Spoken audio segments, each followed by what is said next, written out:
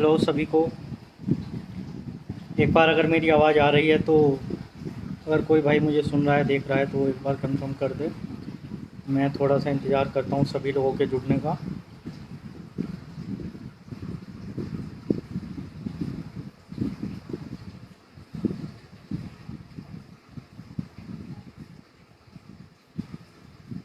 अगर मेरी आवाज़ आप तक आ रही है सही से तो एक बार मुझे बता दें, क्योंकि कई बार ऑडियो का इशू हो जाता है।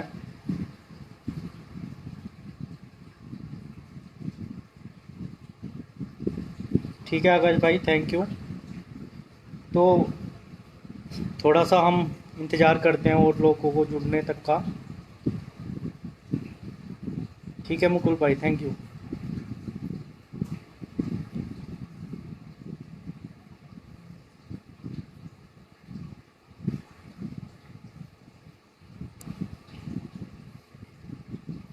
चलिए मैं शुरुआत करता हूँ। जैसा कि हीमोफीलिया के मुद्दे को लेकर आज मैं लाइव आया हूँ, और कल हम haemophilia day care centre LNJP वहाँ पे भी गए थे और लोकनायक हॉस्पिटल के एमडी से भी मिले। वहाँ पे उन्हें ज्ञापन भी दिया और उन्होंने बोला भी था कि आप चिंता ना करें, आप परेशान ना हो, आपका सेंटर बंद नहीं होगा। आज finally haemophilia day care centre जो कि लोकनायक में चल रहा है पिछले 12 सालों से, आज उसको बंद कर दिया गया है कोविड-19 की वजह से, क्योंकि वहाँ पे बहुत बुरा हाल है। सही है, सेफ्टी ज़रूरी भी है, लेकिन मैं सिर्फ इतना जानना चाहता हूँ हर किसी से कि जो लाइलाज बीमारी से पीड़ित लोग हैं, चाहे वो हीमोफीलिया से ग्रस्त हों, चाहे वो थैलेसीमिया से हो, चाहे वो कैंसर से हों, जो ऐसे लोग हैं जिनका बिना हॉस्पिटल जाए, बिना वहाँ पे ट्रीटमेंट लिए काम नहीं चलता था, जिनकी ज़िंदगी उस हॉस्पिटल जाने के भरोसे चल रही है, उन लोगों पे वो लोग अचानक से कहाँ खो गए हैं? उन लोगों पे ध्यान क्यों नहीं दिया जा रहा?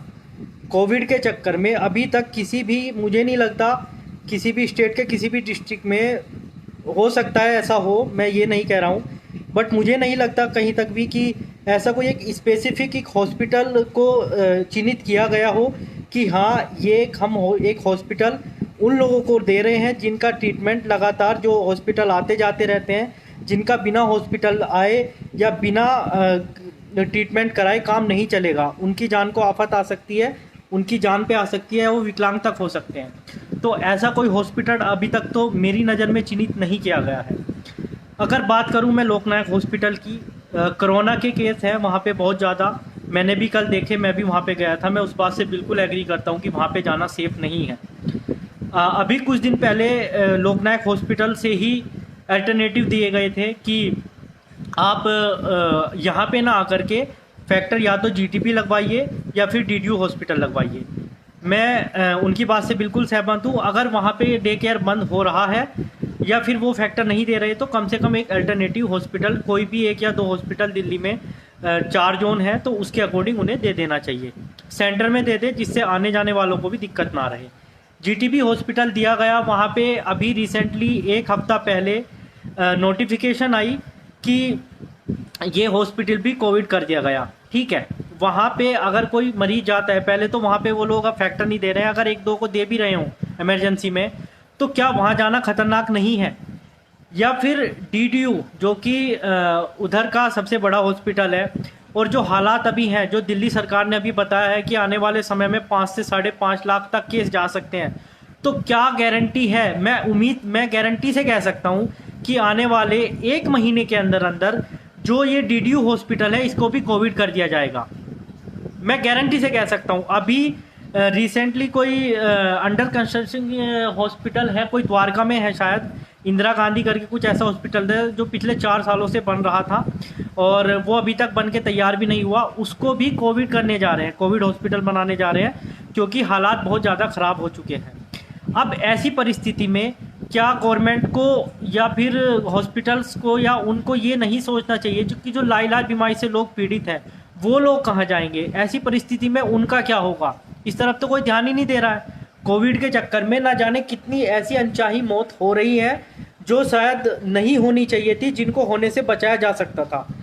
जो भी है, फिर अगर मैं कुछ ज़्यादा बोलूँ तो जो मेरे साथ पिछले 2 साल पहले जो मेरे साथ हुआ था, मुझे थ्रेटिंग कॉल आई थी, वो आती हैं। अपने हक के लिए लड़ना हमारे देश में आजकल थोड़ा सा बड़ा गंभीर सा मुद्दा हो गया है। अगर कोई सही बोले तो उसको दबाया जाता है, अगर कोई सही के साथ खड़ा हो तो उसको दबाया जाता है। बेसिकली मैं आप सभी से, अभी मेरे साथ लगभग जितने भी लोग जुड़े हुए हैं उसमें हीमोफिलिक्स ज़्यादा है, तो मैं आप सभी से एक बात पूछना चाहता हूँ। हमारे पास 3 ऑप्शन है, मान के चलते हैं हम, डीडीयू, जीटीबी, लोकनायक। एकमात्र लोकनायक ऐसा हमारे पास एक ऑप्शन है जहाँ पे स्पेसिफिक सिर्फ हीमोफीलिया मरीजों को देखा जा रहा है। वहाँ जहाँ पे हम जा रहे हैं, एक अलग बिल्कुल गेट से, एक अलग रास्ते से होकर के सेफली हम डे केयर सेंटर में एंटर करते हैं। वहाँ पे हमें ट्रीटमेंट मिलता है, हमारा इंजेक्शन मिलता है, और उस इंजेक्शन मिलने के बाद हम 1 या 1.5 घंटे के अंदर फिर वापस आ जाते हैं उसी गेट से, और हम अपना घर आ जाते हैं। वो ज़्यादा खतरनाक है, या फिर जो हॉस्पिटल जहाँ पे कोविड के पेशेंट जाते हैं, जहाँ कोई स्पेसिफिक सेंटर नहीं है, जहाँ कोई डॉक्टर स्पेसिफिक ऐसा नहीं है कि वो सिर्फ हीमोफिलिक को ही देखेगा, वो ज़्यादा खतरनाक है। डीडीयू की बात करें, डीडीयू में अगर हम जाते हैं तो क्या गारंटी है कि जो वहाँ पे हॉस्पिटल्स में जो डॉक्टर्स हैं वो सिर्फ हम लोगों को देख रहे हैं? वो ज़्यादा रिस्की है, या फिर एक स्पेसिफिक सेंटर में जाना वो ज़्यादा रिस्की है? मैं मानता हूँ इस समय प्रॉब्लम बहुत ज़्यादा है, दिक्कतें बहुत ज़्यादा है, कोविड की वजह से सारा सिस्टम बिल्कुल सब कुछ हिल गया है, मैं एग्री करता हूँ। लेकिन जिनकी जान खतरे में है, जो लोग परेशान हैं, कल ही जब मैं गया वहाँ पे मुझे एक माता पिता मिले, उनका बच्चा 1 साल का होगा, उनके बच्चे को नाक से ब्लड आ रहा था। आप भी जानते हैं हीमोफीलिया की कितनी अवेयरनेस है। हॉस्पिटल में हम जाते हैं तो कितने डॉक्टर्स हम लोगों को ये समझ पाते हैं, हमारी प्रॉब्लम को समझ पाते हैं, या हीमोफीलिया को समझ पाते हैं। ये कड़वा सच है, लेकिन ये सच है। कितने लोगों को पता है कि हीमोफीलिया को किस तरह से ट्रीट करना है? बहुत कम, ना के बराबर लोगों को पता है। मुझे बड़ा दुख होता है कई बार जब मैं किसी डॉक्टर से सुनता हूँ कि हीमोफीलिया का नाम तो सुना है, लेकिन स्पेसिफिक इसमें क्या क्या प्रॉब्लम होती है, क्या क्या इसके सिम्टम है, और क्या क्या इसमें खतरनाक साबित हो सकता है, ये हमने अभी तक नहीं सुना, ना ही कुछ ज़्यादा हमें पता है। मतलब ये बड़ी इत्तेफाक भरी चीज़ें हैं कि जिस चीज़ की अवेयरनेस नहीं, उस चीज़ के बारे में अवेयरनेस फैलाने से ज़्यादा ठीक है अगर यहाँ पे कोई और स्पेसिफिक अगर कोई ऐसी बीमारी होती तो शायद उसको हाईलाइट किया जाता। हीमोफीलिया के बारे में ज़्यादा लोग नहीं जानते हैं तो उसको हाईलाइट किया ही नहीं जाता है, उसको ज़्यादा अवेयरनेस उसकी नहीं है, चाहे वो आम जनता में कह लो, या कुछ चुनिंदा हॉस्पिटलों में कह लो, या कुछ गिने चुने डॉक्टर्स को कह लो। नाम सबने सुना होता है, लेकिन पूरा का पूरा पता हर किसी को नहीं है। अगर गवर्नमेंट ये कर देती, मैं भी कहता हूँ, कल हमने लेटर में भी जो एमडी को लेटर दिया है, हमने उसमें भी ये बात कही है कि हम ये नहीं कह रहे कि आप इसको यहीं पे चलाओ, आप इसको डे केयर सेंटर को यहीं पे चलाओ, हम बिल्कुल नहीं कह रहे हैं। आप ठीक है, हम आपकी बात समझते हैं, आप अपनी जगह बिल्कुल ठीक हो, लेकिन अगर आप यही सेंटर किसी डिस्पेंसरी या ये सही हॉस्पिटल वगैरह जो अभी तक जहाँ पर किसी भी कोरोना मरीज का कोई भी ट्रीटमेंट नहीं हो रहा है, अगर आप इसको वहाँ पे शिफ्ट कर दो किसी दिल्ली के सेंटर में, तो क्या दिक्कत है?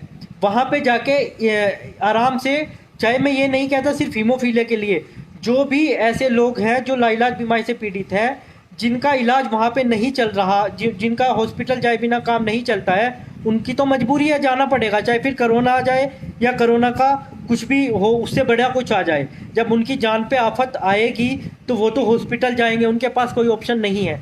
जब आप घर में हो, आपके पास कोई भी प्रॉब्लम आती है तो आप घर से बाहर निकलते हो, आप जाते हो, आप ये नहीं देखोगे कि बाहर कितनी प्रॉब्लम है। जब आफत आती है ना जान पे, हर कोई भगता है, हर कोई भगता है। अभी मैं मानता हूँ कुछ लोग कहेंगे कि हाँ यार जीटीपी ये एलएनजेपी जाना गलत है, आप डीडीयू जाओ। भाई मुझे लिख के दे दो, मुझे गारंटी दिलवा दो, मुझे गवर्नमेंट की तरफ से बुलवा दो कि डीडीयू हॉस्पिटल कोविड का हॉस्पिटल नहीं बनाया जाएगा। मैं उस बात से एग्री हूँ। जितने 4000 के लगभग जो रजिस्टर्ड पेशेंट है हीमोफीलिया डे केयर सेंटर में, 4 के 4000 पेशेंट डीडीयू जाएंगे। और कैसे जाएंगे, चाहे उनके लिए व्यवस्था हमें करनी पड़े, हम करेंगे, लेकिन हमें ये लिखित में चाहिए कि आने वाले समय में डीडीयू को कोविड हॉस्पिटल नहीं बनाया जाएगा, जैसा रिसेंटली अभी हुआ है। अभी नोटिफिकेशन आई कि जीटीपी हॉस्पिटल को कोविड हॉस्पिटल बना दिया गया।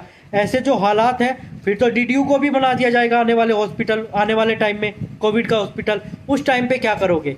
अभी हमारे पास ऑप्शन है, हमारे पास अभी कुछ ऑप्शन है कि अभी जो कुछ ऐसे हॉस्पिटल हैं जहाँ पे जो खाली पड़े हुए हैं, चाहे कोई प्राइवेट हॉस्पिटल हो या कोई छोटा मोटा सरकारी हॉस्पिटल हो, तो उस हॉस्पिटल में हम लोग ट्रीटमेंट शिफ्ट करके अभी जो ट्रीटमेंट चल रहा था उसको चालू करा सकते हैं।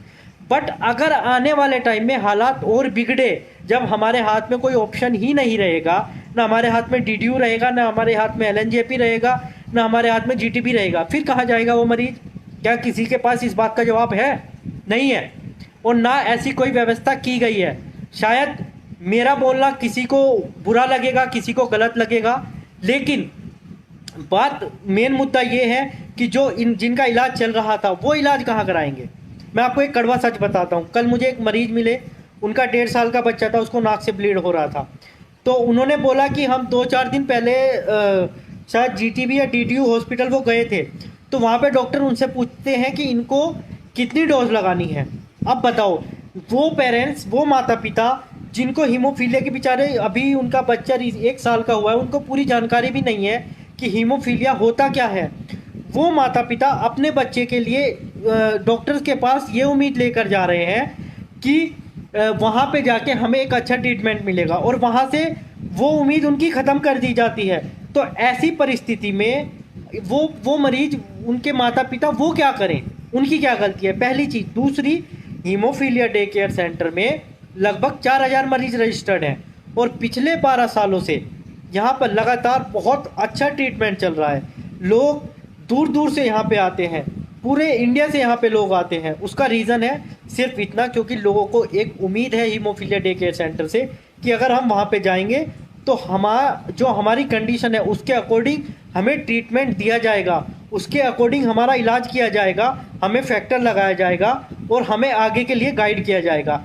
इसलिए दूर दूर के जो मरीज हैं वो HDCC आते हैं, ना कि इस वजह से कि सिर्फ उनको फैक्टर मिलना है। फैक्टर मिलने के लिए तो बहुत सारे हॉस्पिटल हैं जहाँ पे फैक्टर मिल रहा है, लेकिन ये सच्चाई तो सिर्फ हीमोफीलिया वाले भाई बता सकते हैं कि क्या असल में वहाँ पे कुछ ऐसा है कि सिर्फ हीमोफीलिया वालों को मतलब वहाँ पे अच्छे से कोई ट्रीटमेंट मिलता हो, या वहाँ पे तो ये होता है जाइए फैक्टर लगवाइए और अपना घर आ जाइए, सिंपल। अगर किसी को अपने या फैक्टर की जो कैलकुलेशन होती है उसकी जानकारी होगी तो वो सही तरीके से अपने आप को फैक्टर लगवा लेगा। अदरवाइज़ वो क्या करेगा, उसको बेचारे को कुछ पता भी नहीं है, वो अपना घर आ जाएगा और उसको पता भी नहीं चलेगा कि उसको जो फैक्टर लगाया है वो एक्चुअल में सही डोज लगी भी है या नहीं। सबसे बड़ी समस्या ये है, हीमोफीलिया डे केयर सेंटर को चालू रखने का कारण सिर्फ एक ये है, जो दूर दूर से लोग आते हैं, सबके पास मोबाइल नहीं है, सबके पास फेसबुक नहीं चला रहे हैं वो लोग। तो अब या तो कोई ऐसा नोटिफिकेशन वहाँ पे मैंने तो नहीं देखा कल लोकनायक के बाहर ऐसा कोई लगा हो, वो अब जो सेंटर बंद हो गया है तो अब उन्हें ये एक वहाँ पे कोई ऐसा लगाना चाहिए कि आप अब यहाँ पे आपको इलाज नहीं मिलेगा, अब आप इस हॉस्पिटल में जाके अपना इलाज करा सकते हो। पहली चीज़। दूसरा, जो बेचारे सोशल मीडिया से काफ़ी दूर है, जो फेसबुक और इन व्हाट्सएप से काफ़ी दूर है, उन तक ये जानकारी कैसे पहुंचाई जाए। और जो इतनी दूर से आ रहे हैं, कोई 200 किलोमीटर से आ रहा है, कोई बिहार से आ रहा है, कोई झारखंड से आ रहा है यहाँ पे ट्रीटमेंट कराने के लिए, उनको कैसे जानकारी होगी कि डे केयर बंद हो गया है? क्या इस बात का जवाब है? उनको कैसे पता लगेगा कि डे केयर तो बंद हो गया है, अब वहाँ पे हमारा इलाज नहीं हो सकता? मुझे इस बात का जवाब दे दो। फिर वही बात है, अगर मैं इस चीज़ को ज़्यादा बढ़ाऊंगा तो शायद हो सकता है मुझे थ्रेटनिंग कॉल आ जाए, जो आज से 2 साल पहले मुझे आई थी जब मैंने रिलायंस के फैक्टर को लेकर एक मुद्दा उठाया था। तो समस्या विकट है। समस्या इसलिए विकट है क्योंकि यहाँ पे सुनवाई नहीं हो रही है। जब कल हम लोग एलजी से मिले थे, हमें भी एक उम्मीद लगी थी जब एलजी सर ने बोला था कि एमडी सर ने कि आप चिंता ना करें, हीमोफीलिया डे केयर सेंटर को हम कोशिश करेंगे बंद ना करें। वो तो आज बंद हो गया। अब क्या करेगा ये पेशेंट? इधर उधर दर दर भटकेगा, इधर जाएगा उधर जाएगा, हॉस्पिटल जाएगा, तो सेफ्टी कहाँ है? क्या किसी हॉस्पिटल में सेफ्टी है? और जो दिल्ली का हाल है, मुझे ये बता दो दिल्ली में कहाँ सेफ्टी है? कोरोना का क्या करें? कोरोना तो हो लिया, फैल लिया, कुछ सरकार की गलती रही, कुछ जनता की गलती रही, सबकी गलती रही। इस चक्कर में जो बेचारे लाइलाज बीमारी से पीड़ित लोग हैं, या जो ऐसे लोग हैं जो मतलब इमरजेंसी है जिनको, उन पे तो कोई ध्यान ही नहीं दे रहा। एक मेरठ का केस बताता हूँ मैं आपको परसों का। वो एक लेडीज़ थी प्रेग्नेंट और उनको एडमिट नहीं किया गया। वो लेडीज़ क्या करेगी? वो किधर जाए? मतलब ये खिलवाड़ हो रहा है लोगों की ज़िंदगी के साथ कि जहाँ मानता हूँ कोरोना हो गया, भाई कोरोना से 1% अगर हो गया, आपके रिकवरी के चांस भी होते हैं। अगर किसी हीमोफीलिया वाले को सर की नस फट के उसकी इंटरनल ब्लीडिंग हो गई ना, तो उसके बचने का कोई चांस नहीं होता है।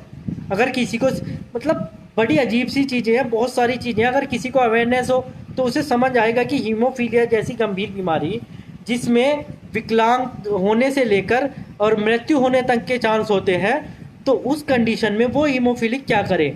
जब लॉकडाउन था, लॉकडाउन में हीमोफीलिया मरीजों ने इतनी दिक्कतें झेली, वो बेचारे जो गरीब थे, मैं खुद गवाह हूँ इस चीज़ का, जो बिल्कुल गरीब थे, जिनके पास एक टाइम का खाना खाने तक के पैसे नहीं थे, वो लोग भी, यहाँ हमारे इधर मेरठ में भी उस टाइम पे फैक्टर नहीं था, वो लोग भी 4-4 5-5 हज़ार रुपये में गाड़ी करके लोकनायक हॉस्पिटल गए हैं। आप खुद समझ सकते हैं कि जो बंदे, जो लोग अपनी भुखमरी के कारण अपनी भूख को पहले ना रखते हुए हीमोफीलिया का इलाज कराने हॉस्पिटल जा रहे हैं, तो उनके लिए हीमोफीलिया का इलाज, वो फैक्टर्स कितने ज़्यादा ज़रूरी हैं, ये आप खुद समझ सकते हैं। अगर डे केयर सेंटर बंद होना था तो उसको शिफ्ट क्यों नहीं किया गया? उसको शिफ्ट कर देते किसी एक ऐसे हॉस्पिटल में जहाँ पे कोरोना का इलाज ना हो रहा हो, वहाँ पे बोल दिया जाता कि आप यहाँ पे आइए और यहाँ पे अपना इलाज कराइए। भले ही वहाँ पे सिर्फ एक डॉक्टर एक नर्स दे देते, लेकिन दे देते।